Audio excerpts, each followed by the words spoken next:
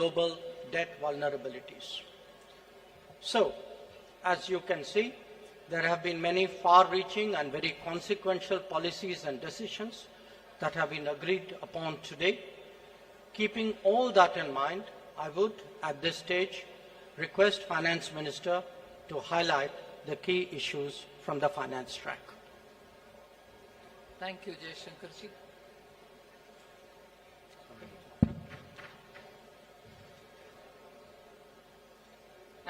As was said by the External Affairs Minister, under the guidance of Honorable Prime Minister, India's G20 presidency has worked for the theme One Earth, One Family, One Future. So today we are in a position to adopt, through the finance track, people-centric, action-oriented and far-sighted approach, and as a result of which several outcomes of the finance track will certainly reflect these objectives with which we started the negotiations. It has been very clear in our mind that we should ensure that no one is left behind in our pursuit of global solutions. So we have endeavored to support countries, especially those from the global south, to be an integral part of the global decision-making process. We all know it's a very diverse group.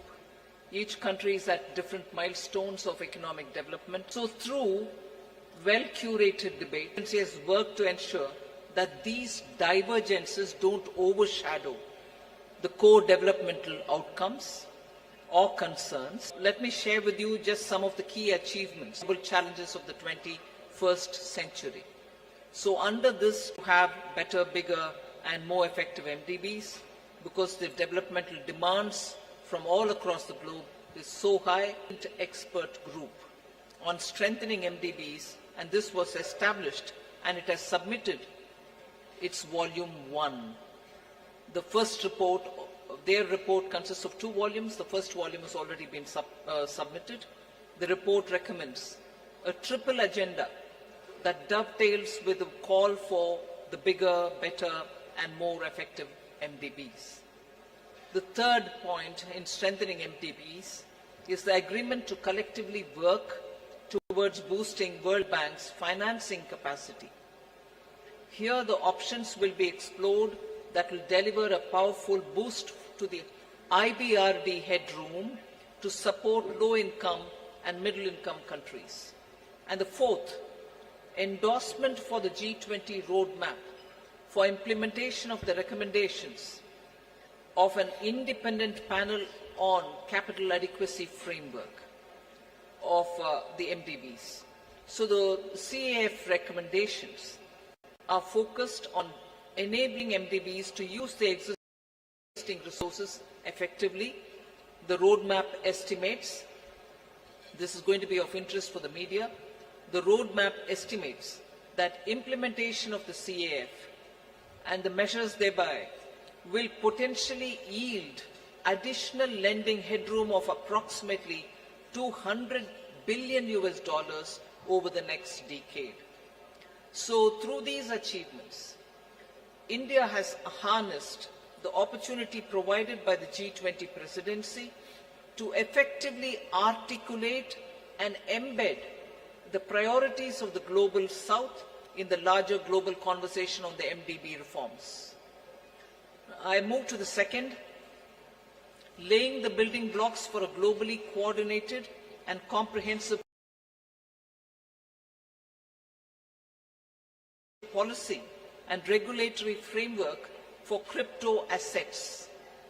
The global push for clearer policies on crypto assets has gained momentum under the Indian presidency, and a global consensus is emerging on the same. The presidency will support the IMF and the FSB, and FSB is also setting the contours of the regulatory framework for a globally coordinated approach to crypto assets. So the presidency, with the support of IMF and the FSB, is setting these contours. The IMF and FSB synthesis paper about which I've spoken to the media earlier, including a roadmap. On that, I just want to give my observation. This synthesis paper delves into how the policy and regulatory frameworks developed by the IMF and the FSB, alongside the other standard-setting bodies, will fit together and interact with each other. This paper is now available in the public domain for all of you all to see. The third one, which I'd like to draw your attention to, is the financial inclusion and productivity gains through digital public infrastructure. India, as you all are aware, through the India Stack, became the first country to develop all three foundational DPIs: the digital identity, the real-time fast payment, and a platform to safely share personal data without compromising privacy. So embedded this concept in the G20 financial inclusion agenda by formulating G20 policy recommendations for advancing financial inclusion and productivity gains through digital public infrastructure. This set of recommendations cover 5 aspects: use of DPIs and accelerating financial inclusion, fostering well-designed DPIs, regulatory and supervisory aspects of DPI, institutional and governance arrangements by DPI, and ensuring customer protection. So DPI has also been integrated into the G20 Financial Inclusion Action Plan, the FIAP, which will run between 2024 and 2026. That's a strong legacy of the Indian presidency. We also assume the co-chair of the Global Partnership for Financial Inclusion. The implementation of the Financial Inclusion Action Plan, as well as the policy recommendations on DPI, will remain as areas that will continue to be heard across the G20 forum. So the fourth one, which I'd like to highlight, is the debt resolution under the common framework and also beyond the common framework. Since its establishment in 2021, only Chad as a country has had its debt restructured. The others have been waiting. So since India took over the G20 presidency, good progress has been made in the ongoing country cases under the common framework of debt treatment, and the 3 countries in that are Zambia, Ghana, and Ethiopia. We've also succeeded in using the G20 platform to also put in place a coordinated mechanism to address the debt situation of Sri Lanka, which is outside of the common framework. So G20 will continue discussing the policy-related issues linked to the implementation of the common framework and make periodically such appropriate recommendations. The launch of the Global Sovereign Debt Roundtable, which is co-chaired by IMF, the World Bank, and also the G20 presidency, to enhance the conversation among the various stakeholders and address current shortcomings in the debt restructuring process. That has now become an institution which is actually acting as a catalytic agent in getting resolutions done faster. The fifth point under the finance track, which I'd like to bring to your notice, is the financing of cities of tomorrow. Key concerns of the low-income countries and emerging markets is always been to mobilize resources for financing sustainable, resilient, and also inclusive cities of tomorrow. The G20 principles, which are issued for financing cities of tomorrow to promote effective and efficient use of financial resources, to support urban development that is socially inclusive, environmentally responsible, and economically sustainable, are now all under the framework of the principles which have been used. The MDBs and the development financial institutions can use these principles in their financing plans for urban infrastructure. The sixth, which I'd like to quickly draw your attention is the two-pillar solution on global taxation, the international taxation. We've made substantial progress in the two-pillar solution, and the work has also happened on the exchange of information on immovable property transactions of the South Asia Academy in India for tax and financial crime investigation in collaboration with the OECD. The seventh, on which I'll elaborate, is mechanism to support the timely and adequate mobilization of resources for climate finance. Till date, the conversation was focused on calling on developed countries to say, where is that $100 billion US dollars, which didn't come.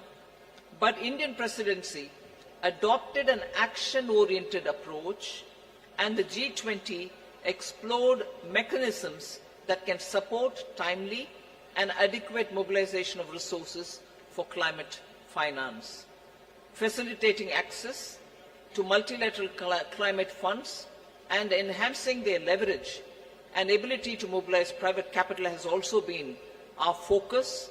Special focus again on development, demonstration, deployment of green and low carbon technologies. Now the list of outcomes, I've pointed out 7, just 3 more which I'll not go into the detail, but you can take it as enough has been done on that. I'll also put it out for your consideration. Scaling up sustainable finance for social sectors, health and education. Technical assistance for capacity building. Then global conversation on transition policies, especially to include range of options, both on pricing and non-pricing. And the third one, enhancing finance health collaboration so as to cover many other work streams as well. So I listed out 7, elaborated on them, 3 others which have not elaborated, but on all of them, substantial progress and outcomes have been achieved. India's received tremendous support from the G20 members across the table. The outcomes of the Indian presidency are a testimony to India's commitment to multilateralism and for international cooperation. We assure the upcoming Brazilian presidency of our strong support and to continue the momentum on key issues of global importance. I now hand over back to Minister Jaishankar. Thank you, Nirmala ji. May I now request G20 Sherpa Amitabh Kant to bring out the major outcomes from the Sherpa track. Thank you, Minister. So first of all, when we started India's presidency, the Prime Minister had said that India's presidency must be inclusive, it must be decisive, it must be ambitious, and it must be action-oriented. The New Delhi Leaders' Declaration has 83 paras in all. All 83 paras have 100% consensus across all countries. There are 8 paras on the geopolitical issue, which is entitled Planet, People, Peace and Prosperity. All those 8 paras have 100% acceptance. All countries have unanimously supported the New Delhi Leaders' Declaration. This is one declaration without a single footnote and without any chair's summary. This is a complete statement with 100% unanimity. This demonstrates both the Prime Minister's and India's great ability to bring all developing countries, all emerging markets, all developed countries, China, Russia, everybody together on the same table and bring consensus. Secondly, this has been the most ambitious presidency in G20's history ever, because the number of outcomes it has, both the outcomes and the annexed documents, are about 112, which is more than 2.5 times which has ever been achieved before. Thirdly, this presidency, if you go through the New Delhi Leaders' Declaration, It has a huge India narrative. It has a huge India footprint. Whether you look at the Deccan high-level principles on food security, whether you look at the Chennai high-level principles for blue ocean economy, whether you look at the Goa roadmap for tourism, whether you look at the Gandhinagar implementation roadmap for land restoration, a Jaipur call for enhanced MSMEs, all this will leave a huge footprint of India in G20. So one of the key achievements to my mind, one is that we've achieved a very major green development pact in today's world of climate action and climate finance. Every single country has come together to focus on green development pact, which has financing, which has focused on global greenhouse gas emission by 43% by 2030, which has a doubling provision of adaptive finance by 2025, which has a global biofuel alliance, which has completely new principles of life for sustainable development, which has ending plastic pollution, which has reducing disaster risk, and a whole lot of other components put together as the Green Development Pact of the leaders of G20 countries for a greener world of tomorrow. Secondly, there is a huge focus on accelerating progress on sustainable development goals because the COVID had hit a vast segment of our population. There's a G20 action plan to accelerate progress on SDGs. There is a huge focus on education, health, nutrition. There's a huge focus on creative industries like culture as a transformation for SDGs. And there is a huge focus on inclusive and resilient growth in this entire things, some of which, most of which the finance minister has spoken about, so I'm not talking. But I think one of the biggest achievements of this New Delhi Leaders Declaration is what we've achieved on women-led development with a massive focus on women empowerment and gender equality. And this focuses on reducing labor force participation gap, bridging the gender digital divide. There's a huge focus on gender inclusive climate action.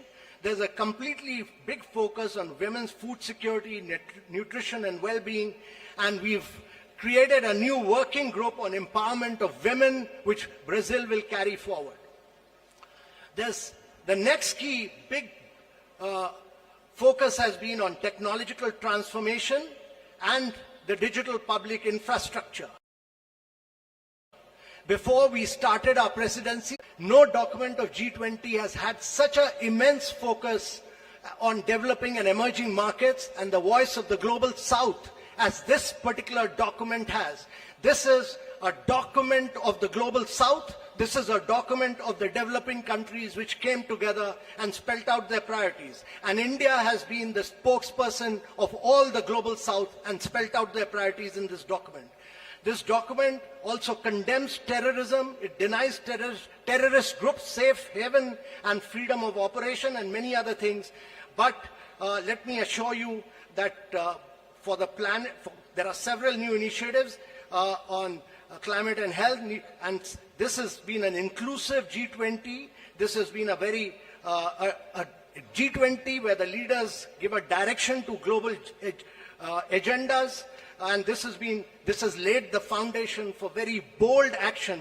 But more than anything else, it has amplified the voice of global south. It has also demonstrated that India has a huge capacity of bringing the world together and leading the world in developmental and geopolitical issues as well. So thank you very much, ladies and gentlemen. Thank you, Amitabh.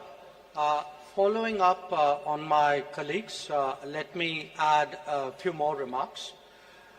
While noting that the G20 is not the platform to resolve geopolitical and security issues, the leaders recognized that they can have significant consequences for the global economy.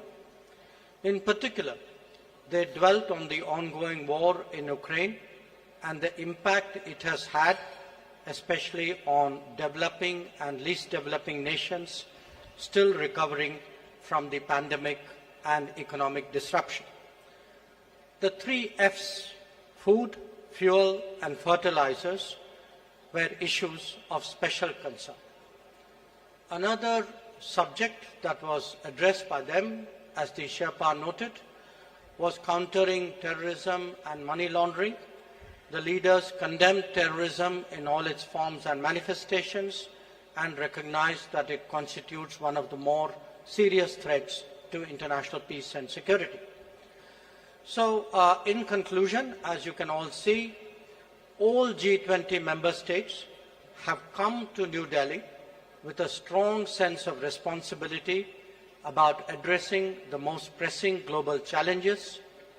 Speaking for India, we are clear that no one left behind, as the finance minister highlighted, no one left behind is as much a foreign policy goal as it is a domestic one. Indeed, it should be a global one. Obviously, there are differing viewpoints and interests at play in regard to the various issues under discussion. However, we have been able to find common ground on all of them. As a result, we can justifiably state that under Prime Minister Narendra Modi's guidance, the New Delhi summit has given clear directions for the growth and development of the global economy in the years ahead. We would be glad to respond to your queries. Thank you. Thank you very much, sir. Before I open the floor for questions, let me just mention that the document in question, the New Delhi Declaration, has been uploaded on the website about an hour ago, and please have a look at it. Let me open now the floor. I see gentleman at the back. Yeah, right there at the back on the left. Yeah. Parikshit, right? Yeah, please. No, not there. Behind you.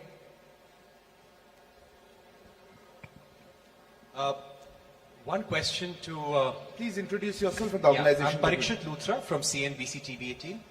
My question to Minister Jaishankar and G20 Sherpa Amitabh Kant and also Finance Minister Nirmala Sitharaman. How difficult was it to have consensus on the wording of the Ukraine-Russia war? This has been a difficult point in every conversation in the G20. There were several drafts circulated. We heard of a new draft this morning as well. Were there any countries which actually helped India in bringing consensus on the table? I see a name. I see the lady here. Please, ma'am. Yeah, you.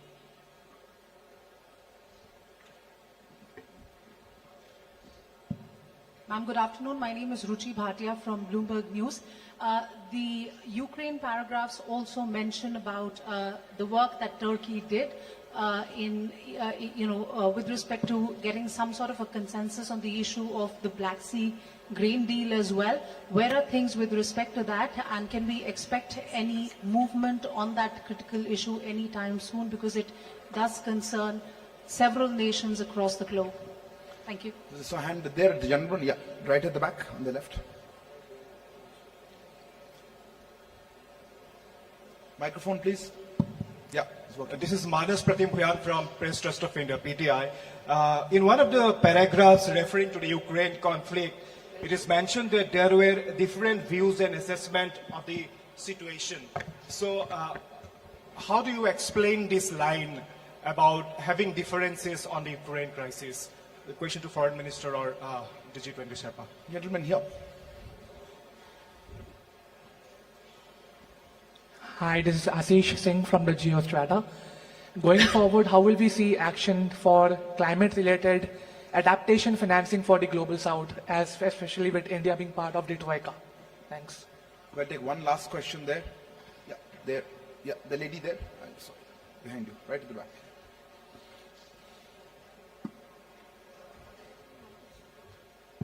Okay. Hi, I'm Hamna from Brute. I wanted to know, does India see itself as the leader of the Global South, and how did it assume this role? Because there's been a lot of conversation about bringing the Global South together. So, yeah. Sir, may I? I didn't get the last one. The last one was India. How does India see itself as leader of the Global South? Where is this lady? I'll just go with the stop then let me respond to some of the questions, and then I'd request the Sherpa to come in on that after me. How difficult was it to forge consensus on the Ukraine issue? This, as we have pointed out, is a declaration of 83 paragraphs. It has a lot of content. There are a lot of subjects which have been covered, some of which we have spoken about. But obviously, because of the ongoing conflict, the strong views about it, considerable time was spent, especially in the last few days, in regard to geopolitical issues, which really centered around the war in Ukraine. The question, who helped? I mean, eventually everybody helped, because everybody came together for the consensus. But I think if Sherpa would bear me out, I think the emerging markets took a particular lead on this, and many of us have a strong history of working together.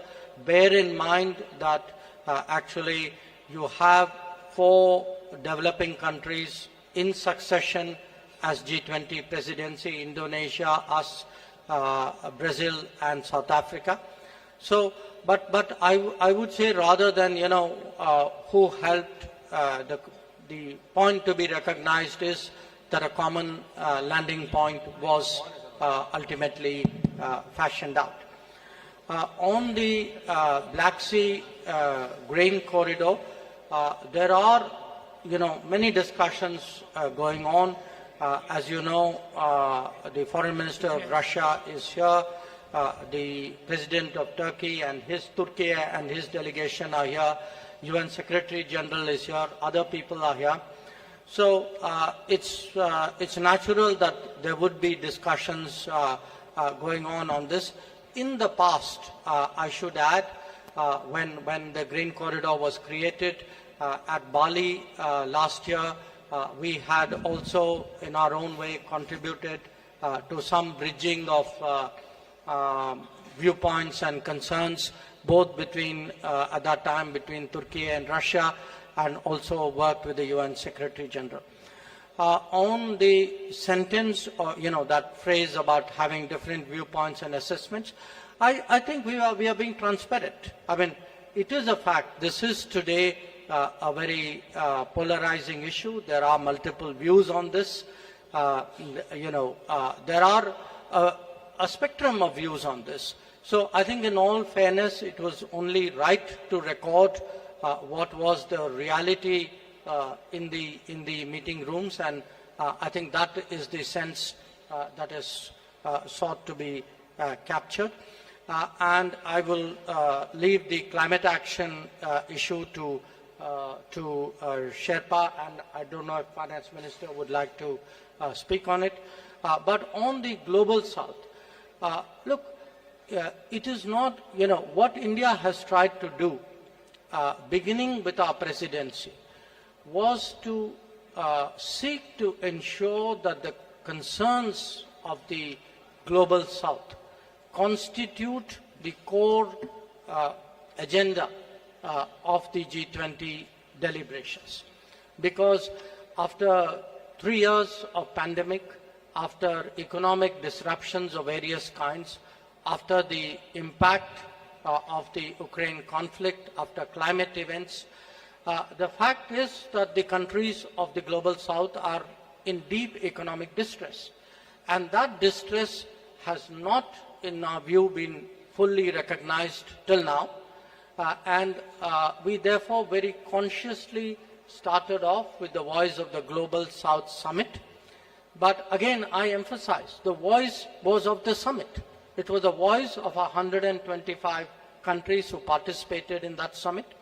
But we, as the G20 presidency, we saw it as our responsibility of distilling the views which were expressed in that summit and putting it before the rest of the G20. And we can take a lot of satisfaction that many of the issues that the finance minister highlighted, which the Sherpa highlighted, These are truly Global South issues, and we hope that certainly the Delhi summit and the deliberations which will take place today and tomorrow would give strong guidance to take them forward.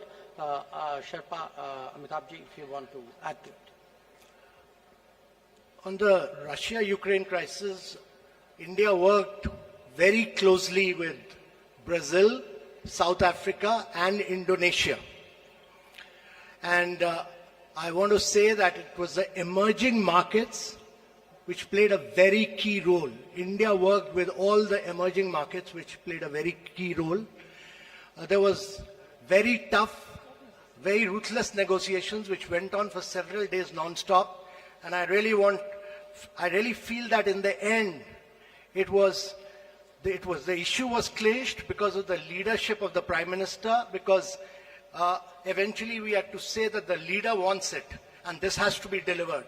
And secondly, I really want to thank Mr. Jaishankar. I constantly took his advice, and he guided me, and he gave me two really outstanding officers. One was Nag Naidu, who's a very outstanding officer and very enthusiastic, motivated young officer who worked with me, Inam Gambhir. They did a really outstanding job as far as the geopolitical issues concerned. I had two other Foreign Service officers who've done brilliant work, Abhay Thakur and Ashish Sinha, on different aspects. But on geopolitics, they've done a really spectacular work. So it was really great teamwork. It was just brilliant teamwork by India, which has enabled us to achieve consensus on an issue on which the world has evaded any consensus. Even the Bali document which we talk about, actually we could not move forward with it because we could not arrive consensus in it for the first meeting. And on climate, let me tell you that this is one of the most ambitious document on climate, because it talks about almost 5.9. It moves first the language from billions to trillions, and secondly it talks about 5.9 trillion requirement for the presidency and for the G20 countries. And it lays a huge focus on life principles. It lays a huge focus on reforms of the multilateral institutions, because they were designed for the World War II and not for climate action. So all of these, it talks about new financing instruments, many other things, but in totality, if you look at it, it's probably the most vibrant, the most dynamic, and the most ambitious document on climate action that has come out anywhere. Finance Minister. Just to add one line on the climate finance matter, the question was raised whether mitigation is being dealt with or not. It deals with the mitigation, all right, but it also looks at adaptation and resilience. I think now the debate on climate finance is also moving much more into resilience, whether it is infrastructure or planning for it or funding. Resilience takes precedence. That is one. And second, country-specific solutions are now going to be possible. It's not going to be one size fits all. The problem of each country, particularly on climate, is so different from one another. So this Delhi declaration and also the discussions which were held during India presidency has focused on that. And thirdly, pricing and non-pricing tools are also now available for countries to adopt. It is not just going to be price it if it is carbon intensive and forget the others. Countries do demand pricing as one of the tools, but non-pricing solutions are also going to be a lot more friendlier to countries with different carbon emission levels. Thank you. Thank you. I'll open there's a lady here. Yeah, please. It's okay. No. Ma'am, the microphone's already there. Yeah, go ahead, ma'am. You have the microphone.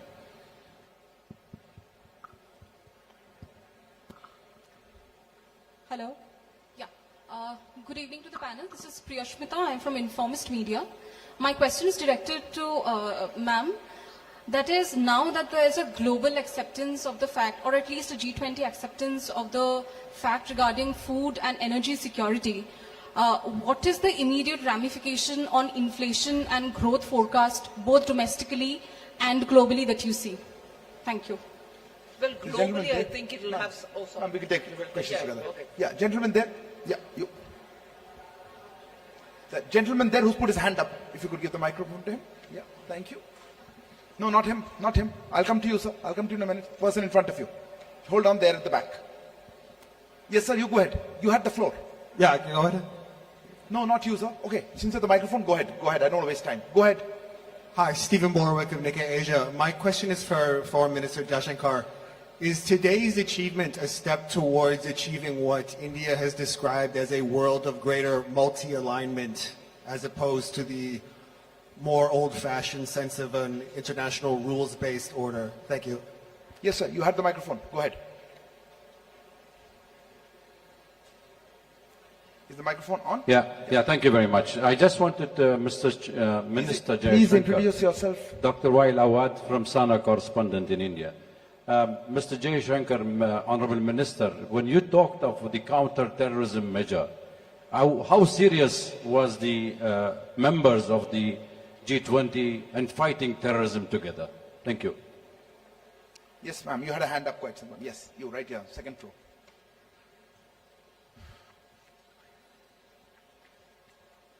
Samira Hussain with BBC News. I want to go back to Russia, and if you look at the language that was used in Bali, and you look at the language that was used now, gone is any reference to Russia and its aggression. Were those concessions made in order to get Russia to sign on, and do you think the weight of this has been watered down, and does that take away from its importance, especially when you're talking about fuel and food security? Yes, you. Yeah. Yeah. Right in front. No, ahead of him, please. I saw his hand. Yes, you. Please, go ahead.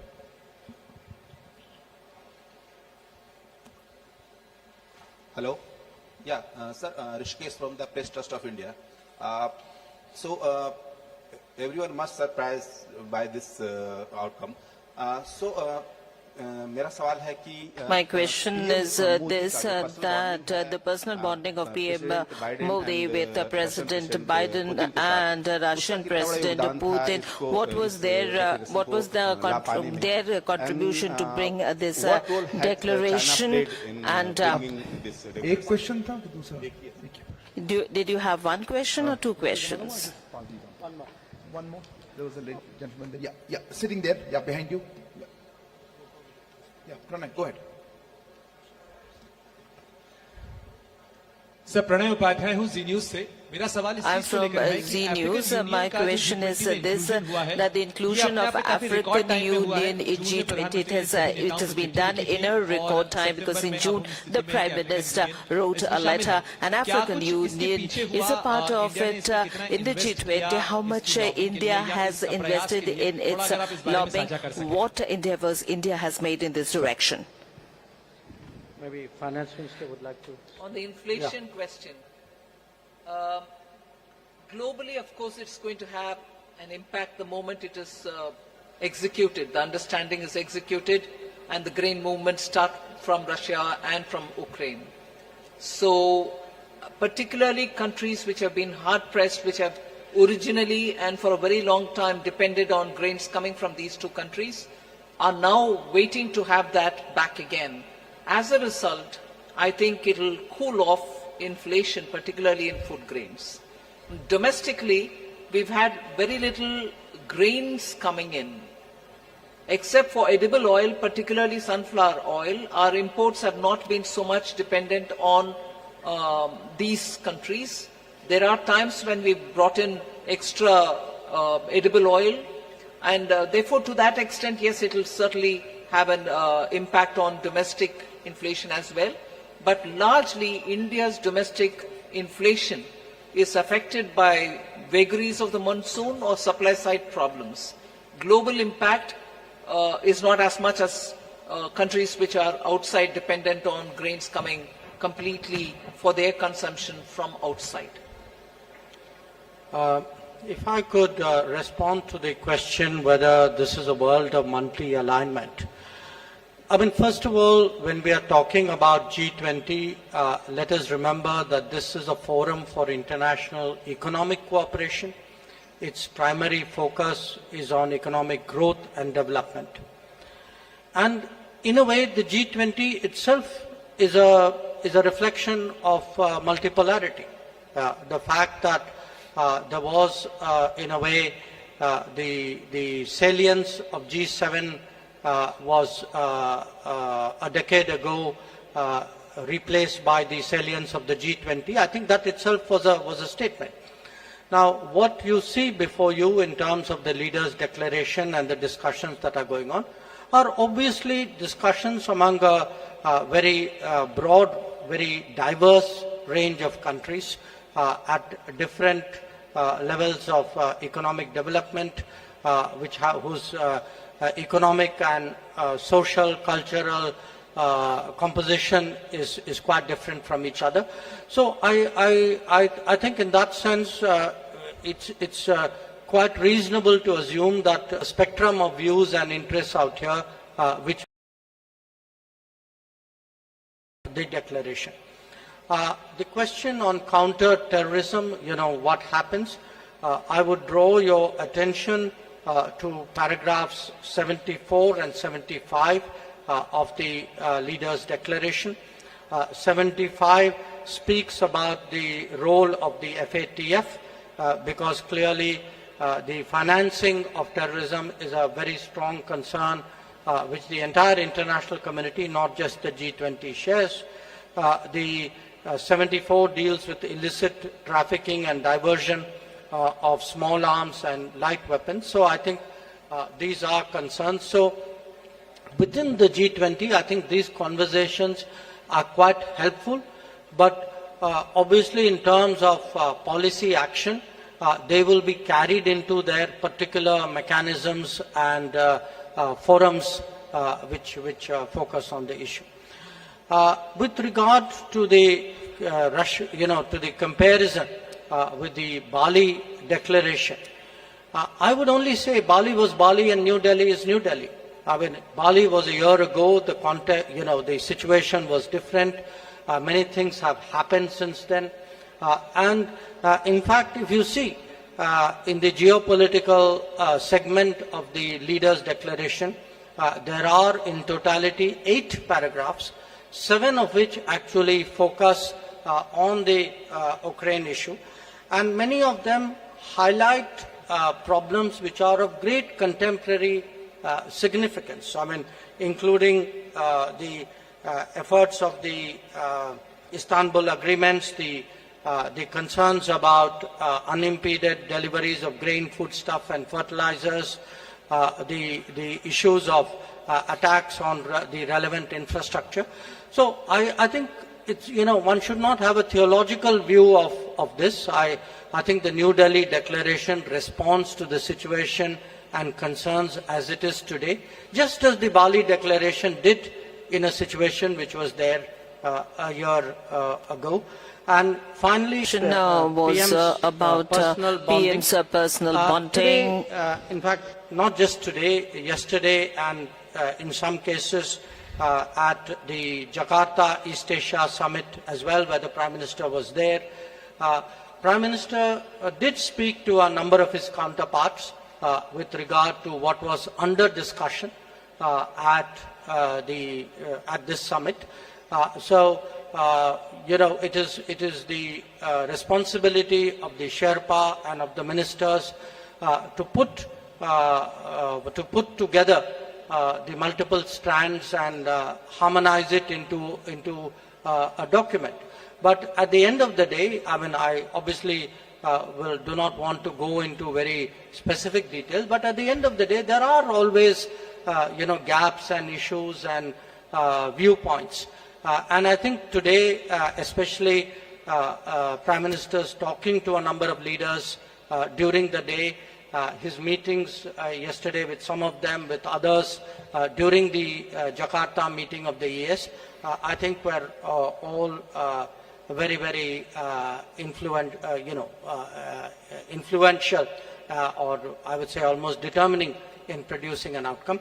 और जो आखिरी सवाल जो आपका था, The last question कि that AU you का asked inclusion जो है, about उसकी गति African माने बहुत Union's तेज union, गति से the हुई। momentum मैं was आप लोगों very को, quick. एक, I would like to एक याद दिलाना चाहता हूँ कि remind जो you बाली समिट के that दौरान, during Bali बाली के summit समिट के अंत में जो and at the उस end समय of the Bali African Union summit, के अध्यक्ष जो थे, the सेनेगल के president राष्ट्रपति of थे, African Macky Union Sall. was तो the वो president उस of समय Senegal. प्रधानमंत्री At और, that time, इंडोनेशिया के राष्ट्रपति के पास आए the Prime Minister और went to उनकी शिकायत थी Indonesian कि president, and his G20 की complaint सदस्यता के was बारे that में, was जो about the African membership union का जो of हक G20. The right of African Union was not discussed during the course of the meeting. The Prime Minister assured him at that point in time that under G20 presidency, it will certainly be done. And this is the guarantee of Modi. And you have seen that he has delivered this assurance that he had made. And during BRICS summit, the Magnus, the then president, came to the Prime Minister and said that you had he reminded him that you had assured us and you really impacted it. Bali, the president of Senegal, Macky Sall. All right, that was interpreted. Thank you very much for saving me the trouble. Would you like to add something on any of them? Is that So we'll take a few more questions, or I think one last okay? one. I have a gentleman here. Yeah, go ahead. Microphone here with the gentleman in the front row. This is Nikhil from the BBC. The one question you is for can't the have Finance Minister. You said that the G20 now has its own mechanism on climate finance. So does that mean that the $100 billion promise from the West or the developed countries is pretty much dead now? One more question. I had a hand somewhere here on the right. Yeah, that's the gentleman. Yeah, you please go ahead. Piche, right there. At the back, please, at the back. The gentleman there. Hi. No, it was the gentleman here. Yeah, you. Yeah. No, not there. You're behind you. Okay, if you've got the mic, just ask. We can't listen. This is Mithil from NBC News. I wanted to ask two questions. One question, please. Okay, one question. The absence of President Xi Jinping at this summit, does India see this as a snub towards Prime Minister Narendra Modi, especially with the border issues, as well as President Joe Biden? You have the microphone. You're next. So I'm Sahil from ANI News Agency. So what kind of framework can be expected regarding crypto assets among the G20 nations? What is it? I saw one hand. Yes, gentleman. Yes, sir. Here. You have the microphone. Right. What kind? Could you just have that question? Could you ask the question again on the crypto? I think your question was. Yeah. Yeah. Could you repeat that, Minister? Ma'am, they could not pick it up. What kind of framework can be expected regarding the crypto assets among the G20 nations? Crypto assets framework. And in addition to that, ma'am, supplementary question that since we have a consensus on making common framework on crypto assets, and G20 presidency will work with FSBC and what is IMF the question, please? But the joint report of FSBC and IMF says that banning a blanket ban on crypto assets is not a solution. So my question is that is there a consensus on just to regulate it or ban it completely? Okay. You, last question. This is Matthew Shooting from Climate Home News. You said this is the most ambitious document ever on climate, but India was pursuing an expanded language on phasing down fossil fuels, while the final declaration basically goes back to just phasing down coal. Are you disappointed with this outcome? So I think we're running out of time, and I'll close here with that. I do think we're out of time. So I think we're running out of time, and I will hand over the floor to ma'am. I'll start with the crypto. Well, it's really heartening that you've gone through the report. But the point is, the FSB's report and the IMF's report, FSB's concentrated more on the regulation, and IMF's looked at the macroeconomic implications. So the synthesis paper is something which the G20 membership will go through in detail. There is one more meeting under our presidency for the finance track in Marrakesh. I remember with great sense of responsibility and sorrow. The earthquake which has happened very close to Marrakesh. I hope the people of Morocco are in a position to take on, and I was glad to hear the Prime Minister during this session in the morning that India stands with Morocco and we will be ready to do any assistance that the government of Morocco would desire us to do. So with that said, with a heavy heart, the next meeting was scheduled for Marrakesh, and there the FSB report and the IMF, which is the synthesis report, will be discussed, and the materials are all already available in public domain. So it is for the membership to take a call as to how it wants to move on it. A framework or a template, whatever be it. I don't think we've given it a name as yet.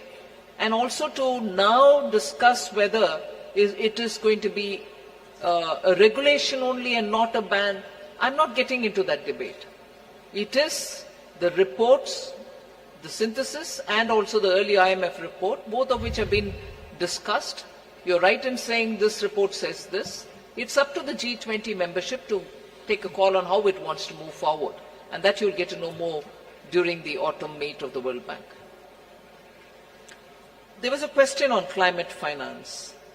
I don't think it is a question of, are you writing off this 100 billion which was promised earlier, and now that you've come up with a newer way of funding climate. I don't think it is this or that. Whatever trickle had come earlier of the 100 billion, or what it can come now through the private partnership or bringing in philanthropy or anything else, can keep going on that. But the fact remains that now the larger discussion has brought in very many more elements of how to finance. So both will have its own role to play, because climate issues attain great sense of urgency. Would you like to speak on? So on the fossil fuel, I'll like to say that if you read through the entire document, it's very, very ambitious. First of all, for the first time, G20 has talked about tripling of renewable energy capacity by 2030 globally. Secondly, this is the first document which talks about, which has very huge focus on fossil subsidies. And thirdly, this is the first time that there is a huge focus on billions to trillions of dollars in climate finance. There is a huge focus on Global Biofuel Alliance, which will be launched today. There's a huge focus on green hydrogen, and also there's a massive focus on energy, resource efficiency and circular economy industry coalition, and there's a focus on, to my mind, very huge focus on, the document is actually a very, very strong focus on lifestyle for environment, which is life, which the Prime Minister has initiated, and several studies have said that it can lead to 20%, an IEA study has said that it can lead to 20% reduction in greenhouse emissions. So huge focus on climate action. So let me conclude with the last question, which is the levels of participation. I think it's for every country to decide at what level they would be represented. I don't think one should overly read meanings into it. What I think is important is what is the position which that country has taken, how much that country has contributed to the deliberations and the outcomes. And I would say here that all the G20 members, and since the question was asked specifically about China, I would say China as well, that China was very supportive of the various outcomes, and it is only because the members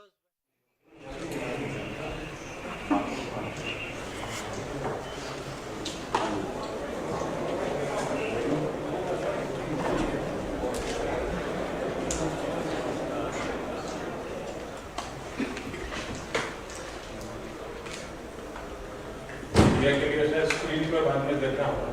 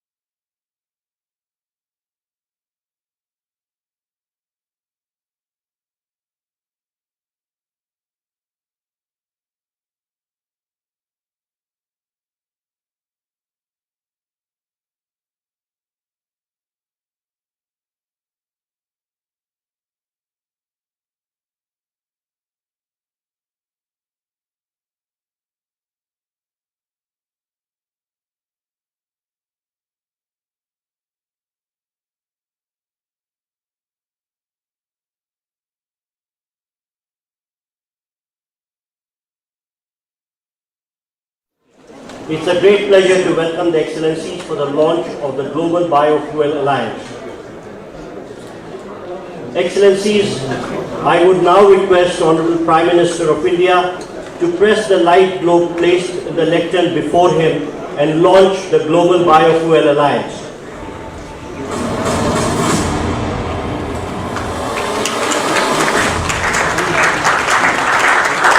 To support respective net zero targets, to solve the energy quadrilemma, to strengthen circular economy and provide cost-effective and environmentally favorable alternative.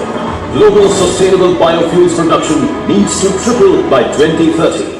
Therefore, joint action through the Global Biofuels Alliance with multi-stakeholder support spanning 19 countries and 12 international organizations will identify and address the challenges,